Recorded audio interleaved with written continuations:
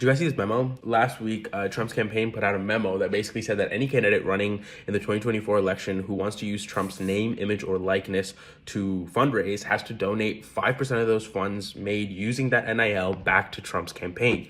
Now, obviously this is hilarious because it's like, first of all, just some like straight Tony Soprano mobster, I need to get my beak wet type stuff. But it's also a sure sign yet that we have of like how just piss poor his fundraising has been. And on top of that, like how much money the campaign is losing through paying all of his legal fees in all the cases that he has. But there's another part of this memo that I think was even more telling of like what's going on inside Trump's campaign.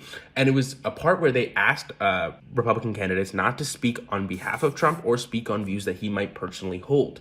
Because make no mistake, they know that their views are extreme. They know they need to come back to the middle on some of these issues to win over people in the middle because they know their base can't carry them through a general election. See, the thing is like, this is what they did very, very well in 2016, right? A lot of people in 2016 who weren't very politically in the know or politically active thought, maybe Trump won't be as bad on issues like abortion, Medicare, Medicaid, Social Security, right? Like that he won't be as bad as a typical Republican. But, his 4 years in office and the 4 years after that have shown us that he is. And I think, for example, Roe, the overturning of Roe v. Wade by 3 justices that he appointed to the Supreme Court is a surefire sign that that was not the case, right? The other part of it is that his run in 2016 and his rhetoric after that too has emboldened a movement of like batshit crazy extremists who are now running for office, and many of them in like deep red counties and districts that are, funnily enough, now the people that